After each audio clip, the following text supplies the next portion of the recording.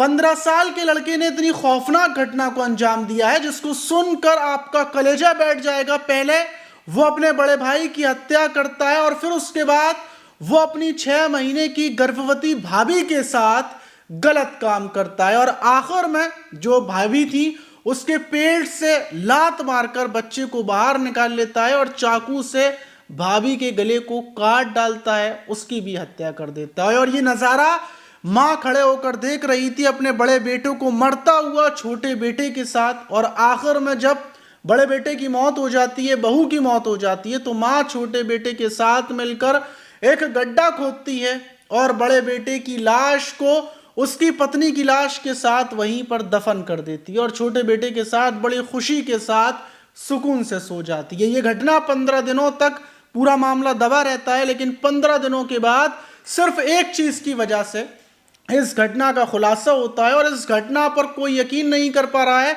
इस घटना ने पूरे देश को एक तरीके से झकझोर कर रख दिया है। लेकिन ये घटना क्यों हुई, कैसे हुई और मां ने बड़े बेटे की हत्या में छोटे बेटे का साथ क्यों दिया, पूरी घटना जब आप सुनेंगे तो आपके भी पैरों तले जमीन खिसक जाएगी। तो चलते हैं और जो आज की घटना है उसको शुरुआत से जानते हैं आखिर तक।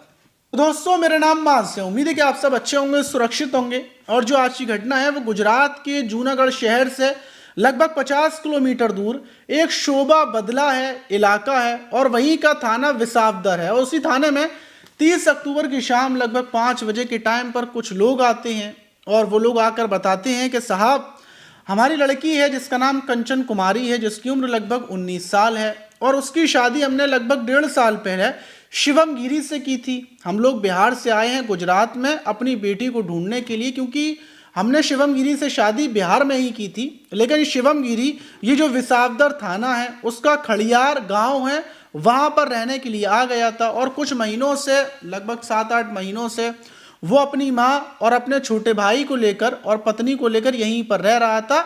और उसकी इलेक्ट्रीशियन की एक दुकान थी, सब कुछ बिल्कुल ठीक ठाक चल रहा था। लेकिन दीपावली से पहले उसका फ़ोन हमारे पास बिल्कुल नहीं आया, जो हमारी बेटी है। और हमने कई बार अपनी बेटी के पास फ़ोन किया, लेकिन जो फ़ोन था वो हमेशा उसकी माँ उठाया करती थी और माँ बोलती थी कि मतलब अभी बेटी नहीं है, अभी बेटा नहीं है, और ऐसे कर कर वो टाल दिया करती थी। और जब दीपावली लगती है तो जाहिर सी बात है कि बेटी वैसे घर पर आती, लेकिन जब वो घर पर नहीं आई तो और ना उसने फ़ोन कॉल पर किसी से बातचीत की। और हमने जितनी बार उससे कांटेक्ट करने की कोशिश की तो जो उसकी सास हैं, जिनका नाम विभावन साध्वी है, उन्होंने ये बोल दिया कि मतलब वो अभी है नहीं है और वो काम के सिलसिले में बहुत बिजी रहती है, तो शायद बात नहीं कर पा रही होगी। और अब आकर जब 27 अक्टूबर को फिर से हमने जो कंचन है उससे कांटेक्ट करने की कोशिश की, जो कंचन की सास ने फ़ोन उठाया और कंचन की सास बेतहाशा रो रही थी और रोते हुए वो बताती हैं कि जो उनका बेटा शिवम गिरी है और कंचन है दोनों गुजरात के हिम्मतनगर से बाइक से आ रहे थे और रास्ते में ही दोनों की बाइक का एक्सीडेंट हो जाता है और फिर उनको हॉस्पिटल लेकर पहुंचती हैं और दोनों की मौत हो जाती है। और उसके बाद मैं बड़े दुख में थी, सदमे में थी, इसलिए मैं तुम्हें बता नहीं पाई, बहुत ज़्यादा दुखी थी और फ़ोन नंबर मेरे पास था नहीं और जो हमारा छोटा बेटा है उस पर इतना कुछ आता नहीं है, इसलिए हम तो आपको नहीं बता पाए। लेकिन हमने बहरहाल अपने बेटे का और आपकी बेटी का, उन दोनों का अंतिम संस्कार कर दिया और बहुत मेरी बड़ी बुरी हालत थी और इसलिए मैं नहीं बता पाई, माफ़ी चाहती हूँ। वहीं जो जब ये बात कंचन के परिवार को पता चलती है तो कंचन के परिवार वालों को यकीन नहीं होता और वो बोलते हैं कि अच्छा ठीक है, अगर ऐसा हुआ है तो कोई एक्सीडेंट की फ़ोटो होगी या फिर किस हॉस्पिटल में लेकर पहुँचे, कुछ तो पता होगा। और उसके बाद परिवार के लोग जो हिम्मतनगर थाना है, इलाका है, वहाँ पर कांटेक्ट करते हैं और पता करते हैं कि ऐसे ऐसे कोई एक्सीडेंट वगैरह 26 अक्टूबर को हुआ था। तो पुलिस को पता चलता है कोई एक्सीडेंट नहीं हुआ, कोई 2 लोगों की मौत नहीं हुई। और उसके बाद उनको शक होता है कि सास ने ज़रूर, उनकी बेटी कंचन के साथ ज़रूर कुछ ना कुछ किया है। और फिर हम सीधे बिहार से निकलकर गुजरात में आए और हम चाहते हैं कि मतलब हमारी बेटी को ढूंढा जाए और पता किया जाए कि आखिर ये शिवम गिरी और हमारी बेटी कहाँ पर है। पुलिस को जब इतना पता चलता है तो पुलिस की एक टीम रवाना होती है और जो खड़ियार का जो गांव है उसके पीछे एक आश्रम है, वहीं पर ये शिवम गिरी रहता था, कंचन कुमारी रहती थी और पुलिस वहां पर घर में पहुंचती। जब पहुंचती है तो वहां पर एक साध्वी के भेष में भगवा कपड़े पहनी हुई एक महिला थी, बूढ़ी सी महिला।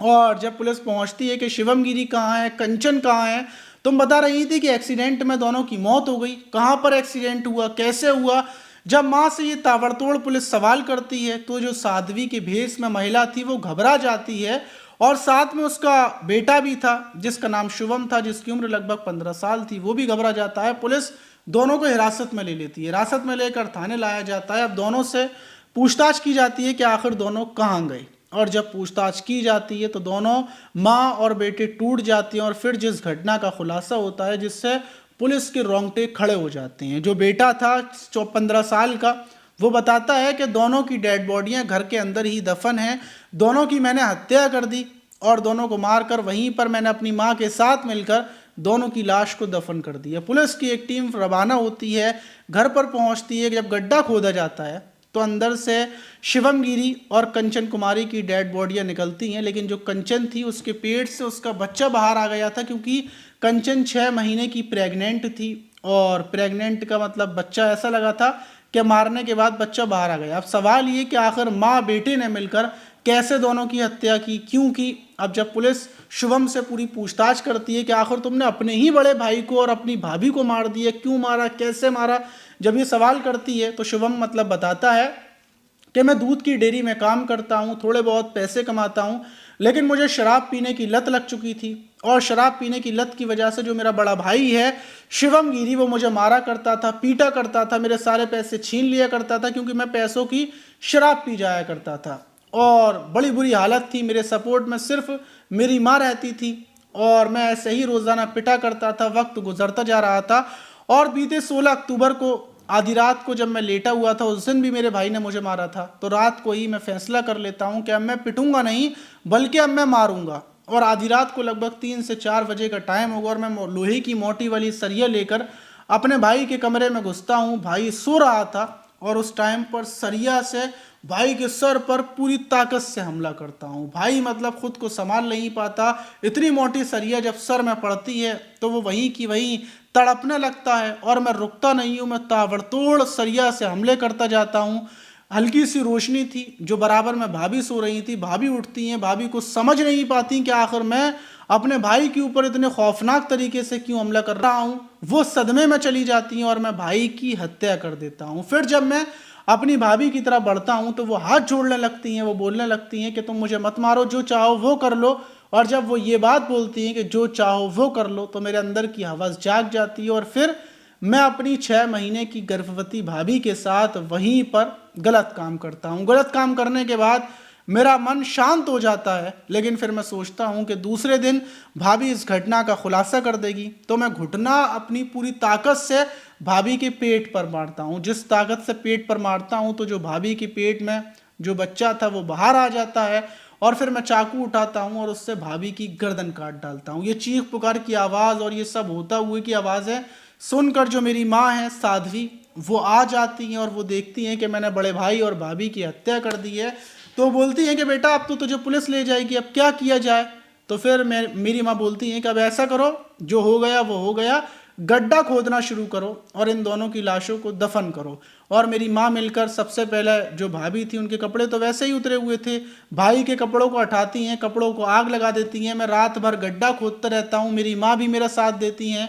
हम दोनों मिलकर गड्ढा खोदते हैं और फिर दोनों की डेड बॉडियों को 5 फुट नीचे डालकर ऊपर से मिट्टी डाल देती हैं। सुबह हो जाती है इन सब कुछ करने में, और फिर उसके बाद मैं और मेरी माँ यही फैसला करते हैं कि अब किसी को भी कानो कान खबर नहीं होगी, और फिर सुकून से आराम से सो जाती है। वक्त गुजरता जाता है, और जो ये कंचन कुमारी के परिवार के लोग थे ये बराबर कांटेक्ट करने की कोशिश कर रहे थे, कंचन से बात करने की कोशिश कर रहे थे, और जो ये सास थी ये टाल मटोली कर रही थी। और फिर इसने आखिर में आकर ये सोचा कि एक्सीडेंट की बात बताऊंगी और बात टल जाएगी, लेकिन जो कंचन कुमारी का परिवार था वो थाने पहुंच गया, और सिर्फ एक गलती की वजह से इस घटना का खुलासा हो गया। अगर आप सोच कर देखिए कि अगर कंचन कुमारी का परिवार नहीं आता तो माँ बेटे ने तो मतलब पूरी प्लानिंग से हत्या कर दी थी, लाश छुपा दी थी, किसी को कुछ पता नहीं चलता। और जब इस घटना का खुलासा हुआ तो हर कोई हैरान हो गया कि एक माँ ने बड़े बेटे की हत्या करवा दी अपने छोटे बेटे से।